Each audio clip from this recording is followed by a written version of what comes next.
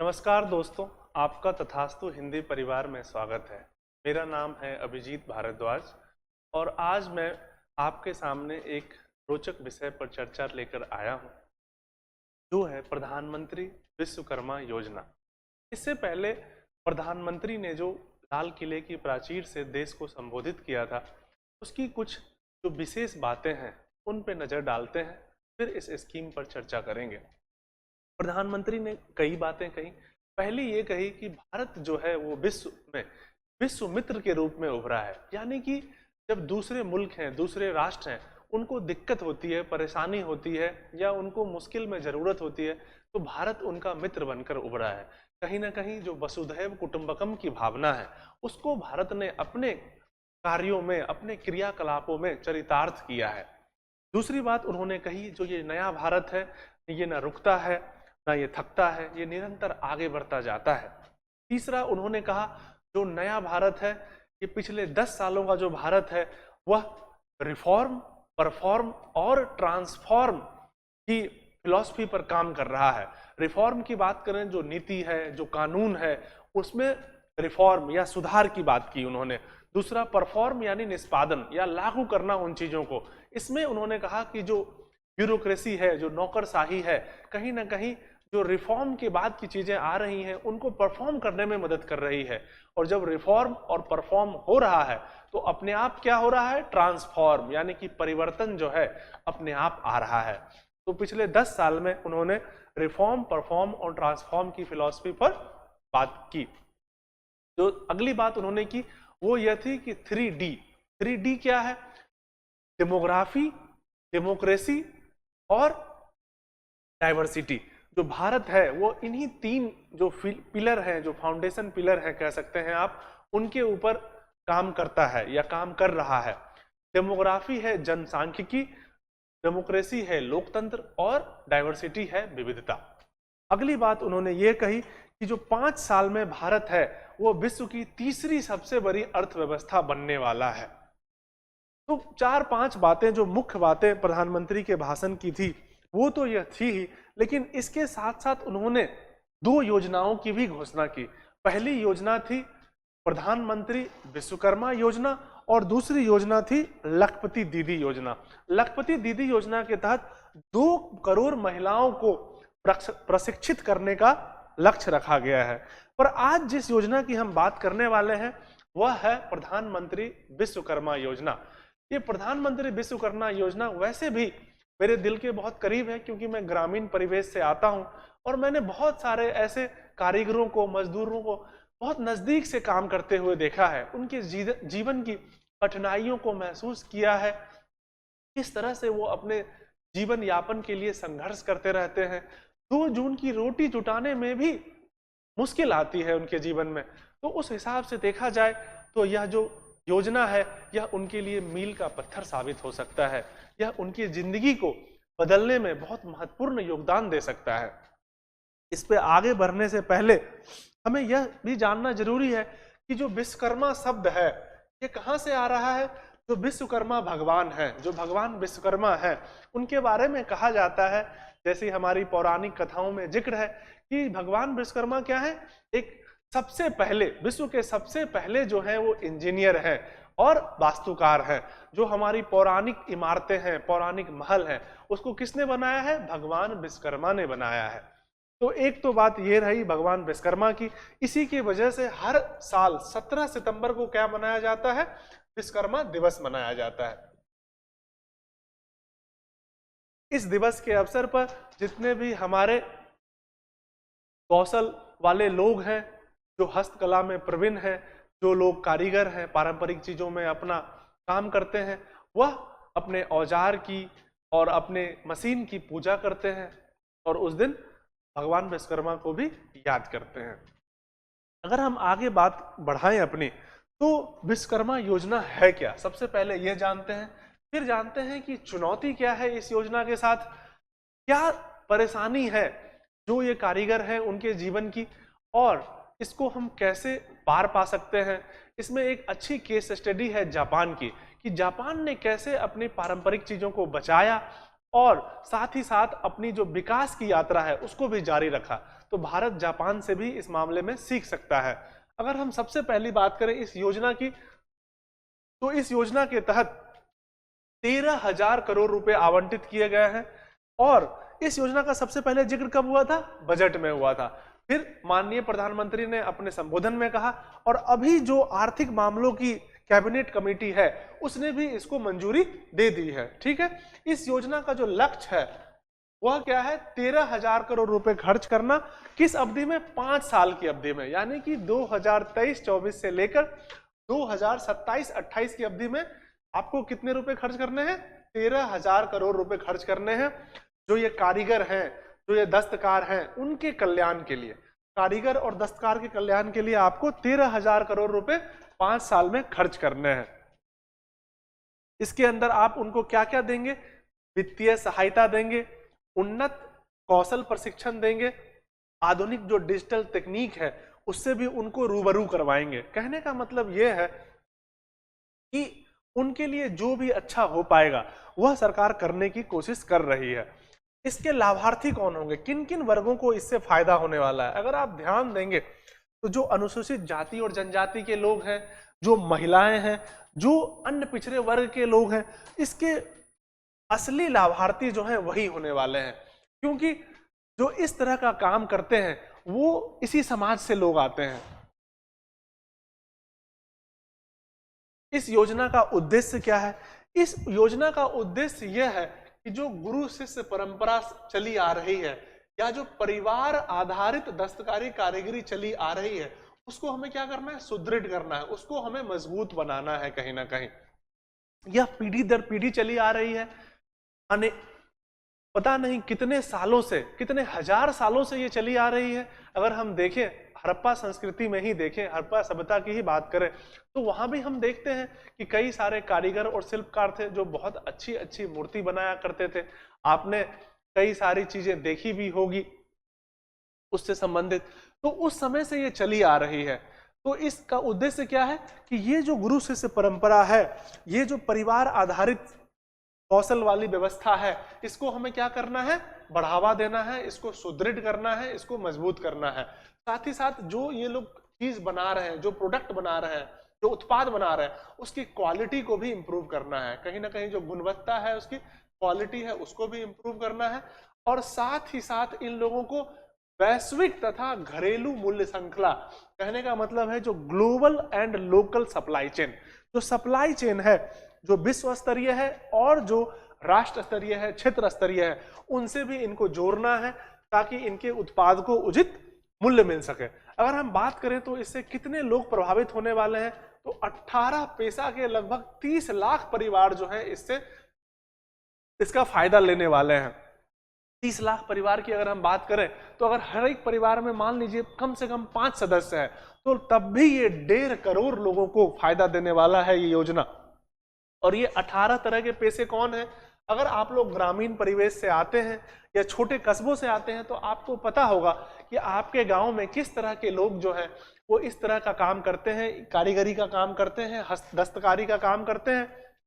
सबसे पहले अगर हम लेते हैं तो जो कुम्हार है, कुंभकारी का जो काम करता है, वो आपको सबसे पहले मिल जाएगा गांव में। इसी तरह अगर हम देखें तो जो बढ़ई होता है, हर गांव में एक बढ़ई होता है जो उस गांव का जो फर्नीचर है वह बनाता है। इसी तरह हर गांव में लोहार होता है, सुनार होता है, चमड़े का काम करने वाला होता है।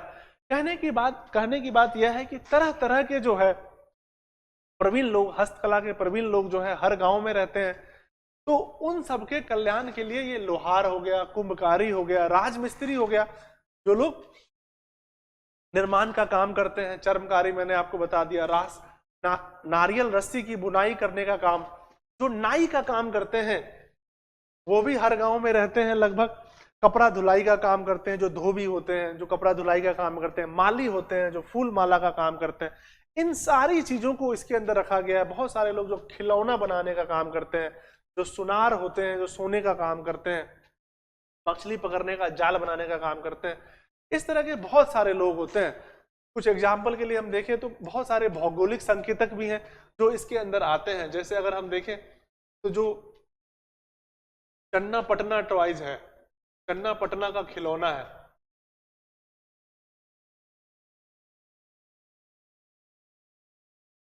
उसको भौगोलिक संकेतक भी है और वो एक तरह का अपना खिलौना भी है। तो कहने का मतलब यह है कि हमारे आस पड़ोस के लोग, हमारे ग्रामीण परिवेश के लोग, जिनसे आप अगर ग्रामीण बैकग्राउंड से आते हैं, ग्रामीण परिवेश से आते हैं, तो कई बार आपने मुलाकात करी होगी, ये उन लोगों के कल्याण के लिए योजना लाई गई है।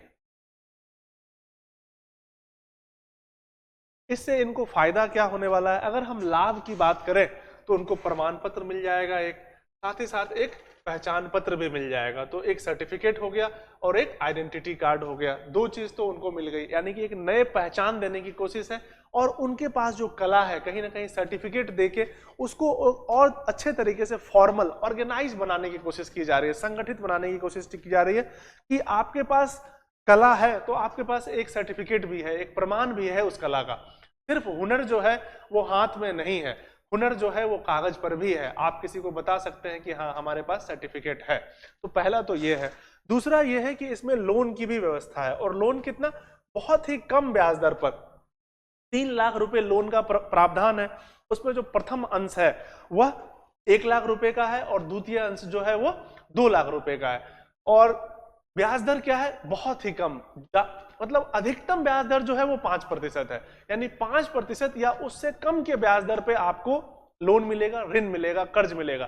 कहने की बात यह है कि अभी तक जो ये लोग हैं, अगर ये अपना मान लीजिए रोजगार जो है उसको विस्तार करना चाहते हैं, एक्सपेंड करना चाहते हैं, तो ये कहाँ जाते हैं? ये साहूकारों के पास जाते हैं कर्ज लेने के लिए। और साहूकार जो है वो तो 40%, 50%, 60% के हिसाब से अपना कर्ज देते हैं।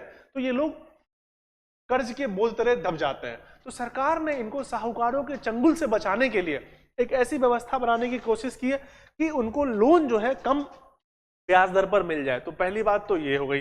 दूसरा ये है कि इनको प्रशिक्षण भी दिया जाएगा, और 2 तरह के प्रशिक्षण है, एक तो बेसिक प्रशिक्षण है और दूसरा एडवांस प्रशिक्षण है।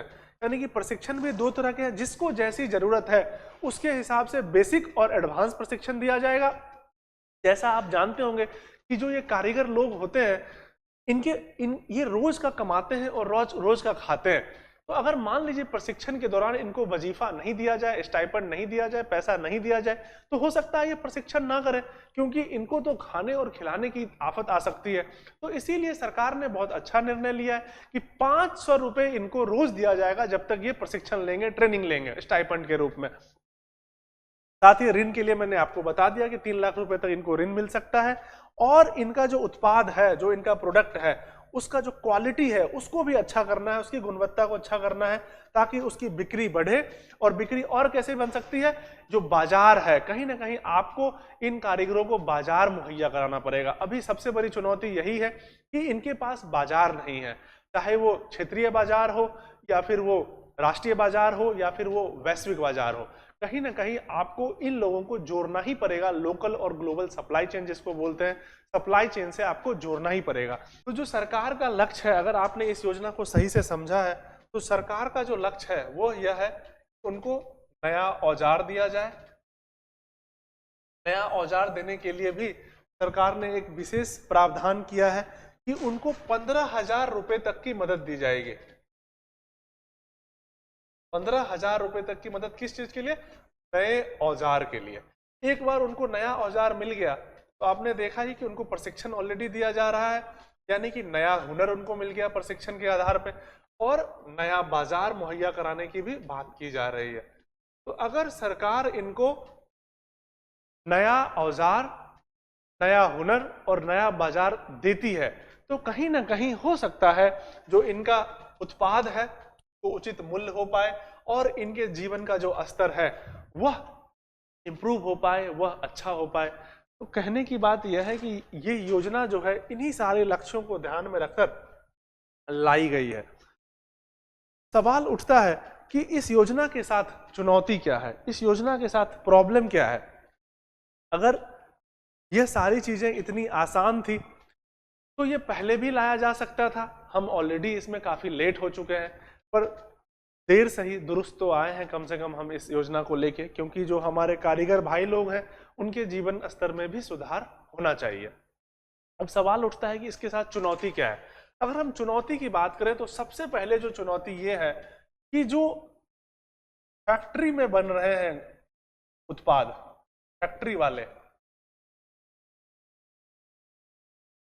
ये फैक्ट्री वाले उत्पाद जो हैं ये बहुत सस्ते होते हैं। ये लोग जो है बहुत मास प्रोडक्शन करते हैं, बहुत बड़े स्तर पर प्रोडक्शन करते हैं। तो जब ये इतने सस्ते हैं तो इनके साथ प्रतिस्पर्धा जो कंपटीशन है वो बड़ा मुश्किल है, क्योंकि जो कारीगर हैं जो हाथ से बना रहे हैं तो इनका जो उत्पाद होगा वो महंगा होगा और फैक्ट्री वाला सस्ता होगा। तो पहला सबसे बड़ा चुनौती इनके उत्पाद के लिए क्या है कि कैसे ये इसके साथ कंपीट करेंगे फैक्ट्री वाले के साथ। दूसरी चुनौती ये है कि जब हम आधुनिक भारत की बात कर रहे हैं, नए भारत की बात कर रहे हैं, तो उसमें कहीं ना कहीं हम आधुनिक नौकरी की भी बात कर रहे हैं। जो मॉडर्न जॉब्स है, कहीं ना कहीं आधुनिक नौकरी है, उसमें उसकी कला में लोगों को हम प्रशिक्षित करने की भी बात कर रहे हैं। जैसे अगर मैं बात करूं तो अभी हम कहाँ हैं, अभी हम औद्योगिक क्रांति 4.0 में जी रहे हैं। औद्योगिक क्रांति के 4.0 वाले युग में हम जी रहे हैं। जब हम इस युग में जी रहे हैं तो इस युग में क्या क्या चीजें चल रही है। इस युग में आपके पास है सूचना और प्रौद्योगिकी, इस युग में आपके पास है आर्टिफिशियल इंटेलिजेंस, इस युग में आपके पास है मशीन लर्निंग, इस युग में आपके पास है ब्लॉकचेन टेक्नोलॉजी। तो जब आप सूचना और प्रौद्योगिकी के युग में जी रहे हो, इन सारे टेक्नोलॉजी के युग में जी रहे हो, तो ये जो परंपरागत कौशल है, परंपरागत कला है, यह इस आधुनिक नौकरी, आधुनिक भारत की जो अर्थव्यवस्था है उसके साथ कैसे मेल खाएगा। क्योंकि जो अर्थव्यवस्था है उनको इनकी जरूरत ही नहीं है। अर्थव्यवस्था जो हमारी है वो तो इन सारी साइंस और टेक्नोलॉजी का डेवलपमेंट है उसके हिसाब से चल रही है। तो फिर इनको कैसे शामिल किया जाए, इनको कैसे अपने अर्थव्यवस्था से जोड़ा जाए, यह भी एक चुनौती है। क्योंकि जो अर्थव्यवस्था की जरूरत है उसमें तो ये फिट ही नहीं बैठ रहे। तो एक तो हो गया फैक्ट्री वाले उत्पाद से कंपटीशन करें, कैसे करें। दूसरा हो गया कि हमारे अर्थव्यवस्था की जो जरूरत है उससे भी इनकी जरूरत मेल नहीं खाती है। और तीसरा जो युवा है वो बहुत ही आकांक्षाएं लिए बैठे हैं। जो पारंपरिक कौशल वाले परिवार हैं, जो मान लीजिए कुम्हार का परिवार है, मान लीजिए नाई का परिवार है। मैं व्यक्तिगत रूप से भी आपको बताता हूं कि मैं ऐसे बहुत सारे लोगों से मिला हूं, मैं अपने गांव में भी ऐसे कई लोगों से मिला हूं जो पहले जिनके पिताजी नाई का काम करते थे पर अब वो नाई का काम नहीं करना चाहते। उनको उस काम में करने में कई लोगों को शर्म भी आती है, क्योंकि हमारे समाज में उसका सम्मान नहीं है, तो उनको वो काम अच्छा भी नहीं लगता है कई बार। साथ ही साथ ऐसा भी तो हो सकता है कि जो ये पारंपरिक परिवार से आने वाले युवा हैं वह भी आपकी तरह आईएएस की परीक्षा पास करना चाहते हो, वह भी इंजीनियर डॉक्टर बनना चाहते हैं, वह नाई ना बनना चाहते हो सकता है जो कुम्हार के परिवार से आते हैं वो कुम्हार ना बनना चाहते हो, जो लोहार के परिवार से आते हैं वो लोहार ना बनना चाहते हो। तो जो युवा है आज के देश, आज के समय में, आज के डेट में जो युवा है वह भी बहुत ही आकांक्षी है, वह भी अपनी नई आकांक्षाएं लिए बैठा है। तो कई बार जो पारंपरिक कौशल की जो मांग है या जो जरूरत है वह युवाओं को समझ में नहीं आती है। युवा जो इन परिवारों से आते हैं वो इसमें नहीं काम करना चाहते हैं। तो यह भी एक सबसे बड़ी चुनौती है कि ऐसे जो युवा है उनको कैसे इसमें आकर्षित किया जाए। आखिर हम प्रशिक्षित करेंगे किसको, आखिर हम लोन देंगे किसको, कोई लेने वाला भी तो होना चाहिए। और लेने वाला कौन होना चाहिए, जो युवा सजग है, समर्थ है, जो काम करना चाहता है, उसे युवा को तो आप अपनी तरफ आकर्षित करना चाहेंगे। तो कहने का मतलब यह है कि ये कुछ इस स्कीम के साथ, इस योजना के साथ चुनौतियां हैं कि फैक्ट्री वाले उत्पाद से कैसे कंपीट किया जाए। जब आधुनिक अर्थव्यवस्था है तो आधुनिक कला की जरूरत है, आप क्यों जो ये पुरानी कला है, पारंपरिक कला है उसकी बात कर रहे हैं। और दूसरा जो युवा है उनकी अपनी आकांक्षाएं हैं, वो नहीं काम करना चाहते इस तरह का। तो हम इसको, इस समस्या को कैसे हल करें, इस समस्या से कैसे पार पाएं। तो अगर हम इसमें कुछ बात करना चाहें, इसमें अगर हम कुछ बात करना चाहें तो हम किस तरह का हल निकाल सकते हैं।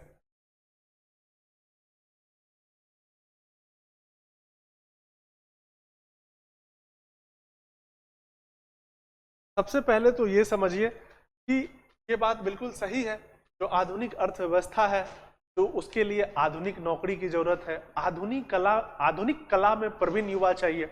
लेकिन जो हमारा इतिहास है, जो हमारा पारंपरिक कौशल है उसको भी हम नहीं छोड़ सकते। क्यों? क्योंकि वो हमारा इंटेंजिबल कल्चरल हेरिटेज है। अगर मैं कहूं तो हिंदी में अमूर्त सांस्कृतिक धरोहर है आपका, वो विरासत है आपका। तो जो आपका विरासत है, जो आपका धरोहर है, उसको आप कैसे छोड़ सकते हैं? वह, क्योंकि वो आपकी पहचान है। आप अपने इतिहास को, अपने संस्कृति को, अपने विरासत को यूं ही नहीं छोड़ सकते हैं। उसको अगर आप छोड़ देंगे तो कहीं ना कहीं आप अपनी क्या करेंगे, पहचान खो बैठेंगे। तो समस्या बहुत गंभीर है कि पहला तो ये है कि आधुनिक अर्थव्यवस्था के साथ इसका मेल नहीं है, लेकिन दूसरी तरफ हमारे साथ समस्या क्या है कि अगर कहीं ना कहीं ये जो लोग हैं ये हजारों साल से यही काम कर रहे हैं और पीढ़ी दर पीढ़ी, गुरु शिष्य परंपरा से पीढ़ी दर पीढ़ी परिवार के मदद से ये कलाएं जो हैं चली आ रही हैं, ये हुनर जो है ये एक पीढ़ी से दूसरी पीढ़ी में चला आ रहा है। तो ये हमारी विरासत है, ये हमारा इतिहास है, कहीं ना कहीं इतिहास का हिस्सा है। तो इसको हम जाने नहीं दे सकते। क्यों नहीं जाने दे सकते? क्योंकि इतिहास जो है वो बहुत महत्वपूर्ण योगदान अदा करता है किसी भी देश के विकास में। अगर हम चर्चिल की बात करें तो चर्चिल क्या कहते हैं कि जो राष्ट्र अपने अतीत को भूल जाता है उसका कोई भविष्य नहीं होता। कहने का मतलब है कि जो हमारा अतीत है, जो हमारा इतिहास है, जो हमारा धरोहर है, विरासत है, उसको हम नहीं भूल सकते। तो पहला तो ये है। तो इसलिए अर्थव्यवस्था अपनी जगह सही है, लेकिन कहीं ना कहीं धरोहर और इतिहास का भी अपना योगदान है, उसको हम नहीं भूल सकते। तो पहली बात तो ये हो गई। दूसरी बात ये है कि ठीक है, उन युवाओं की आकांक्षाएं हैं, वह कुछ और करना चाहते हैं, तो हमें ये जानना पड़ेगा, ये जानने की कोशिश करनी पड़ेगी कि जो युवा हैं, जो पारिवारिक रूप से इस तरह के परिवार से आते हैं, वह क्यों इन चीजों को आगे नहीं बढ़ाना चाहते। तो जो व्यक्तिगत अनुभव से भी मैंने देखा है कि सबसे पहले तो उनके आय के स्रोत इतने कम है, इतना कम वो पैसा कमाते हैं जीविकोपार्जन के लिए कि वो उससे उनका जीवन नहीं चल पाता है। कई बार तो 2 जून की रोटी भी नसीब नहीं हो पाती। निराला जी की एक प्रसिद्ध कविता भी है, वह तोड़ती पत्थर, देखा मैंने उसको इलाहाबाद के तट पर, वह तोड़ती पत्थर। तो जो महिला है उसकी पीड़ा को निराला जी बताते हैं कि जो पत्थर तोड़ने वाली है, कारीगर है, वह कितने मुश्किल तरीके से अपना जीवन यापन कर रही है।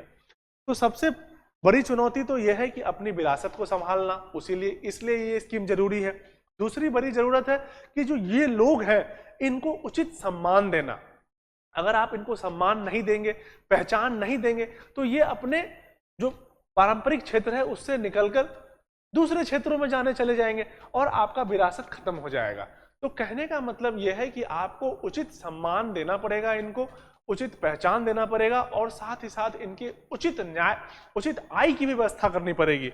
ऐसा आपको इसीलिए करना पड़ेगा क्योंकि ये जो लोग हैं ये आपकी परंपरा के संवाहक हैं, कहीं ना कहीं ये आपकी धरोहर के संरक्षक हैं। तो जो आपका संवाहक है, जो आपका संरक्षक है, उसको आप कैसे छोड़ सकते हैं? तो दूसरी बात तो ये हो गई। अब तीसरी बात ये थी कि जो फैक्ट्री वाला उत्पाद है उसके साथ ये कैसे कंपीट करेगा, क्योंकि वो तो सस्ता है और वो आसानी से सुलभ उपलब्ध भी है। तो फिर ये उसके सामने कैसे टिक पाएगा? इससे संबंधित मैं आपको एक बड़ा रोचक प्रसंग सुनाना चाहता हूं।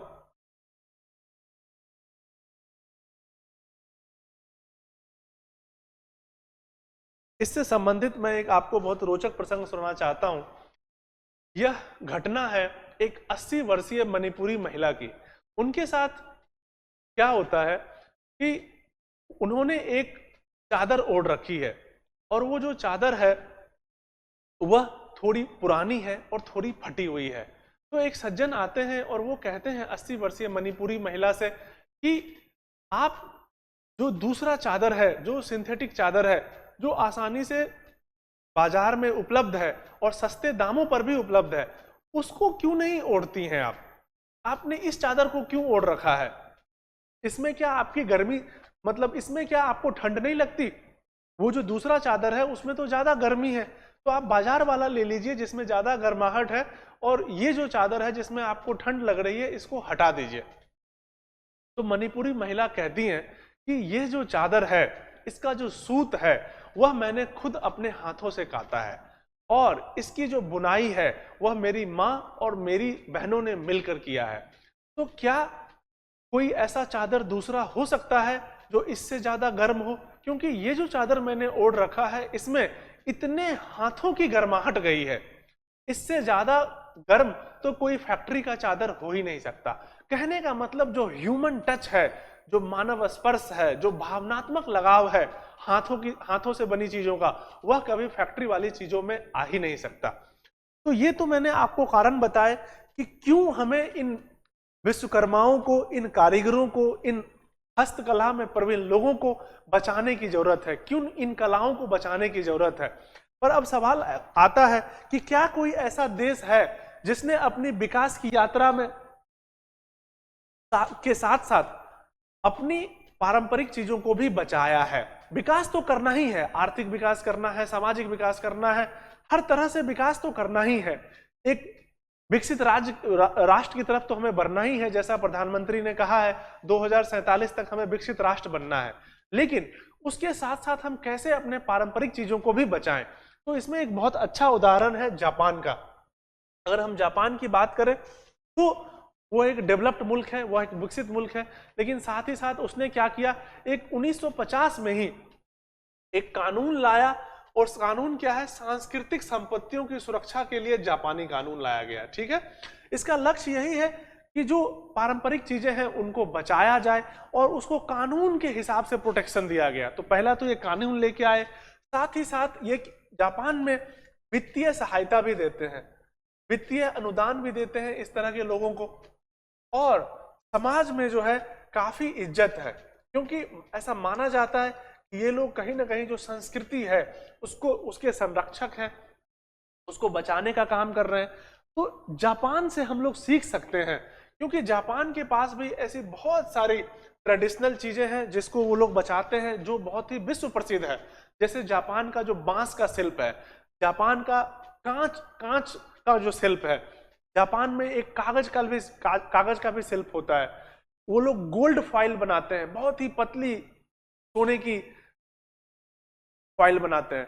कहने का मतलब ये है कि जापान ने जैसे अपनी चीजों को बचाया और साथ ही साथ अपनी विकास यात्रा को भी जारी रखा, तो हमें भी जापान से सीखने की जरूरत है, क्योंकि कोई भी देश अपने इतिहास को बिना जाने हुए, इतिहास को बिना बचाए हुए अपना वर्तमान और भविष्य आगे नहीं सही कर सकता है।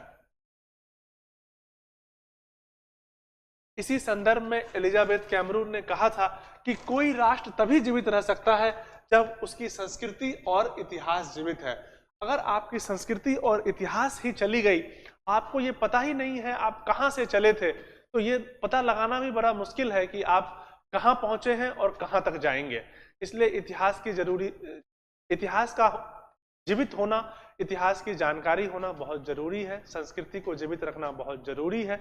और इस दिशा में जो ये प्रधानमंत्री विश्वकर्मा योजना है, एक मील का पत्थर साबित हो सकता है लोगों के लिए और समाज के लिए भी, क्योंकि जो 30 लाख लोग हैं जो इसके लाभार्थी होने वाले हैं, उनके परिवार में मान लीजिए 5 लोग भी हैं, तो लगभग 1.5 से 2 करोड़ लोग तो सीधे रूप से इससे फायदा मिलने वाला है। और जो हमारा समाज है उसकी धरोहर की जब धरोहर और अगर कहें तो जो इतिहास है, या फिर ऐसे कहें कि जो पारंपरिक चीजें हैं, जब वो बचेंगी तो कहीं ना कहीं हमारे समाज के लिए भी अच्छा है, समाज की पहचान भी बनी रहेगी। तो इस हिसाब से यह योजना जो है एक अच्छी योजना है, एक अच्छी पहल है, और हम उम्मीद करते हैं कि इससे लाखों लोगों को, लाखों ऐसे लोगों को जो गरीब परिवार से आते हैं, जो वंचित समुदाय से आते हैं, उनको फायदा होगा और उनके जीवन में काफी बदलाव होंगे। आज इस योजना से संदर्भ में इतना ही, फिर मिलेंगे एक नए विषय के साथ। तब तक के लिए शुक्रिया।